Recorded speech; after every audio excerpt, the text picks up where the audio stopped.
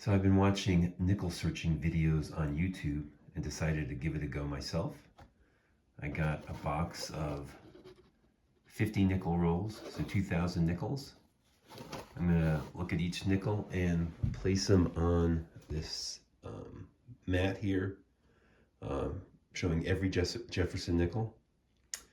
And then we'll take the best ones from the mat and try to put what we can in these empty books right now.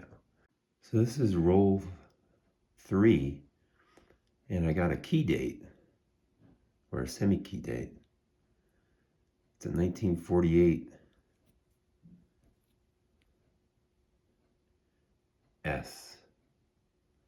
So that's gonna fill this bolded square there for key date or semi-key date. So that was a good find. So 5 rolls down, and it's distributing like this. I wonder if this box was made in 2021, because I'm not getting any of these later years. Of course, I live in Colorado, so you can see mostly Denver mint mark, especially in these later years, the 2000s. So 10 rolls in, and it's filling out only a couple more in the top row, and definitely concentration in the later years, 20 and 21 particularly, and of course from the Denver mint. So 15 rolls in, and some new ones. It's interesting how the third row here is almost filled. Just need the 2003P and the 96P. And I did get a 46S so far. That's the oldest coin so far. 20 rolls complete. And we got one more up on the top row. Almost done with that third row. And really almost done with the Denvers. We need the 2009. And then 69 and 68. When I say almost done with the later years. 25 rolls, halfway through the box. And not much new. Did have this 69S. That was probably the nicest one. But halfway through, only 7 pre-1960, so by some measures, that's not going to be a good box, but we'll see. One thing I didn't mention is I have COVID, so I'm going to finish the rest of the box tomorrow.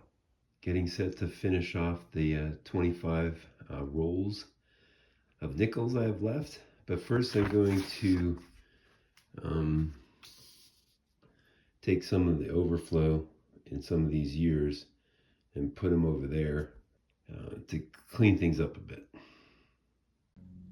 Just finished roll 30, and we got a few new additions. Roll 26 gave us a 40P and a 40S, as well as a 69D. Roll 27 got the 2020P. That was a holdout in the modern. Still missing the 2009 and 2008 and 2010P. And finally, roll 30. We finished out the third row because we got the 2003P. Also, roll 30 gave us the 1963P. 35 rolls completed, and we have 5 new additions to the board. Roll 32 gave us a 1941, a 1975, and a 2008, 1875P, and a 2008.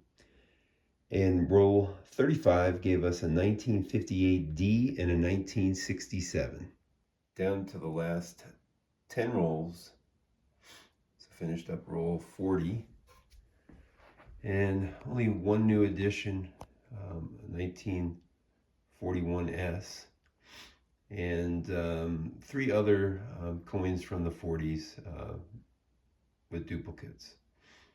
45 rolls complete, 5 more to go. Only one new addition was the 1965 P, and only 15 here in the first row. There's 3 more spots here, a 62, 66, and 71 in the second row, and 3 spots here in the bottom row, both the 2009 P and D and the 2010 P. All done with the search. Here's how the board ends up. The only addition in these last 5 rolls was I did end up getting 2 2010 Ps. Oh, and there was one more 59 for a total of 16 in the upper row there. So I'm going to look at these numbers and transfer them onto this sheet and find the best ones, put them in the book, and I'll show you the sheet and the book after that is all done.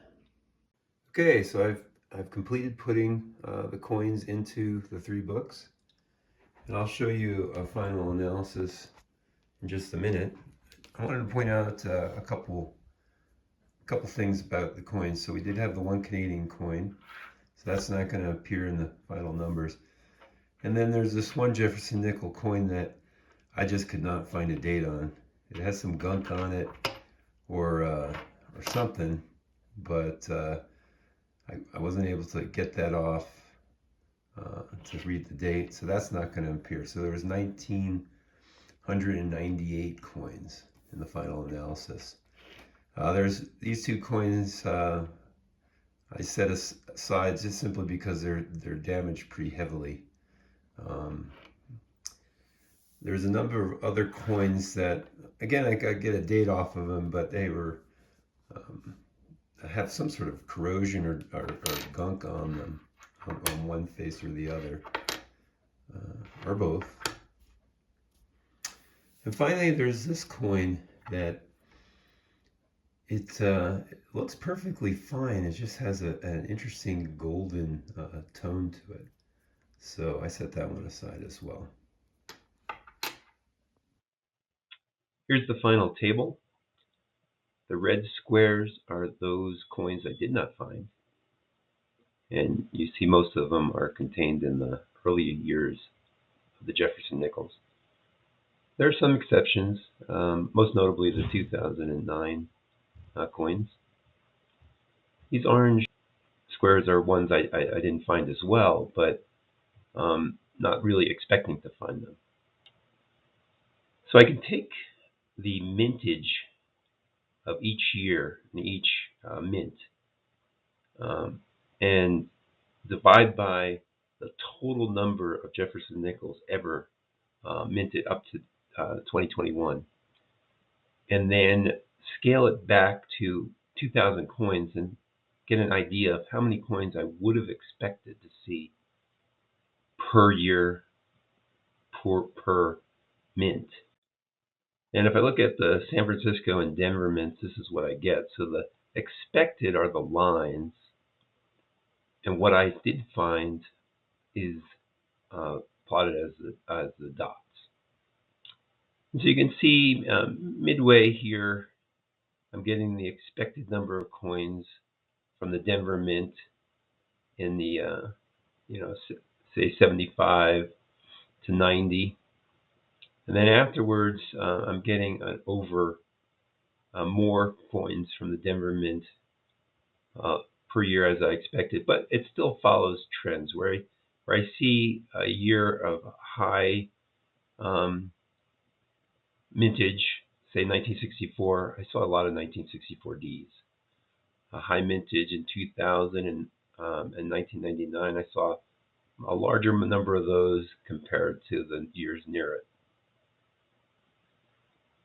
I look at the Philadelphia mint coins. Generally, it's lower overall. But maybe this is showing just the diffusion of coins from the East Coast to the West Coast and back. It takes time, and even the more recent coins, where there's a lot of them, they haven't had time to diffuse um, to the western states. So I didn't find many of them. So that ends my box 1 nickel hunt.